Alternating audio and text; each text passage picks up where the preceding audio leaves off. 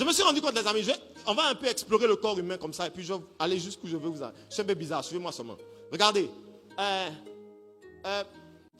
Genèse chapitre 1, le verset 26, Dieu dit, faisons l'homme à notre image, etc. Il le bénit, il dit, quelle est la bénédiction que Dieu donne à l'homme? Il dit, première chose, sois fécond. Merci, pasteur. Il dit comment? Il fait l'homme esprit et lui dit, sois fécond. Est-ce que vous savez que la stérilité n'est pas un problème sexuel? La stérilité est un problème spirituel. Ce n'est pas le sexe de l'homme qui fait des enfants. C'est l'esprit de l'homme qui fait des enfants. C'est pour ça que on n'appelle pas les enfants le fruit du sexe. On l'appelle le fruit des entrailles. Parce que votre enfant ne vient pas de votre sexe. Votre enfant vient de l'endroit où votre souffle a été déposé. Cocody. C'est pour ça que, oui, c'est pour ça que, attends une minute. C'est pour ça que Dieu n'a pas attendu Genèse chapitre 2 verset 7 pour bénir Adam de fécondité. Parce qu'il sait que le sexe n'est pas d'utilité si l'esprit n'est pas fertile. Apôtre Monion.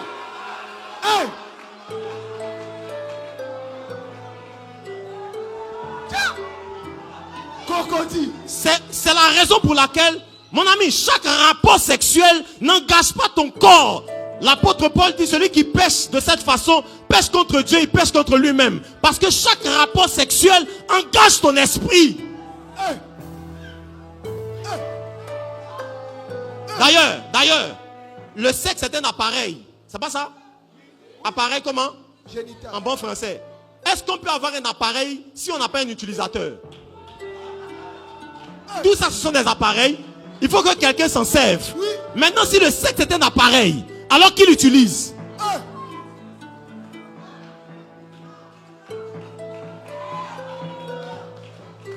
Et c'est la raison pour laquelle, lorsque Salomon, après avoir fait 700 femmes, combien de concubines, après avoir dit tout est vanité, il y a des gens aussi vraiment, il finit 1000 femmes et puis il dit tout est vanité.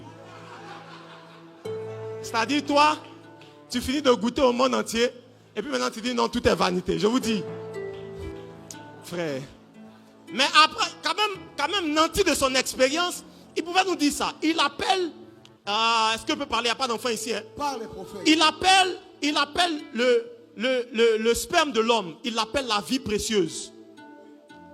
Parce qu'il sait que le sperme de l'homme, ce n'est pas un liquide biologique. C'est un liquide spirituel. Oui. C'est la forme naturelle.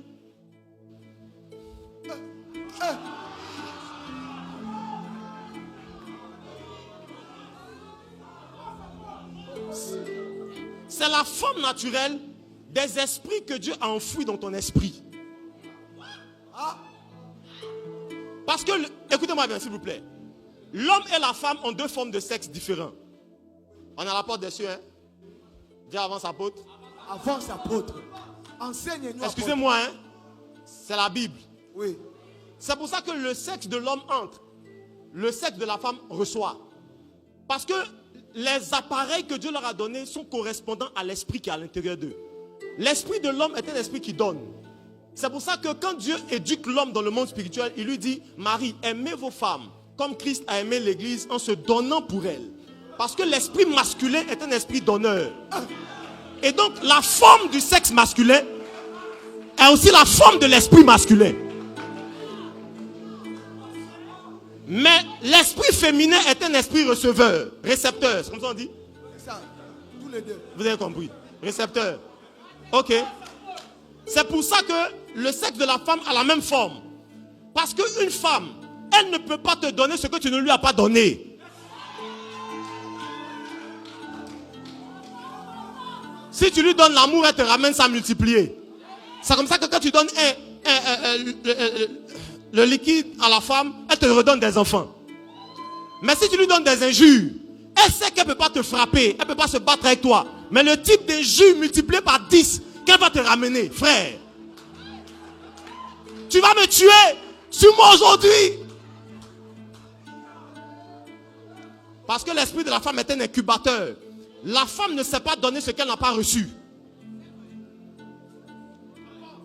C'est pour ça que la forme des appareils que Dieu donne à l'homme et à la femme sont correspondants à la forme de leur esprit. Je profite pour vous dire ceci. Le corps humain en entier est comme un gant dans la main d'un homme. Dieu ne pouvait pas faire un corps qui ne correspond pas à la forme de l'esprit que Dieu avait créé. Quelqu'un m'a dit une fois, apôtre, comment tu peux dire que les esprits ont des formes? Mais oui, les esprits ont des formes. Est-ce que tu sais que la chaise sur laquelle tu es assise est issue de l'esprit de quelqu'un? Il a donné une forme à la chaise avant de lui donner une forme matérielle. Ça veut dire que tout ce qu'on invente matériellement est le résultat, est conforme à ce qu'on a pensé immatériellement. Et donc quand Dieu a fait l'homme esprit, il a regardé l'homme esprit, il lui a fait un corps qui correspond à la forme d'esprit qu'il avait faite. Et la preuve de ce que je dis, c'est que quand même l'esprit sur lequel on a regardé en faisant l'esprit humain, parce que quand Dieu fait l'homme, il dit, faisons l'homme à notre image. Colossiens dit que Christ est l'image visible du Dieu. Ça veut dire que même quand Jésus devait venir sur terre, il ne pouvait pas entrer dans un autre corps que celui d'un homme. Parce que c'est sur son modèle qu'on a observé pour faire l'homme. Et donc le corps humain a la forme de l'esprit humain. Je pense que papa a enseigné ça dans le livre que j'ai même acheté. Hein, où il parle des sens, etc. Vous avez ça? Vous avez lu ça? Donc toi, ici, tu n'as pas le livre là. Nous, on a Abidjan, on a ça. Si il y a quelqu'un, hein?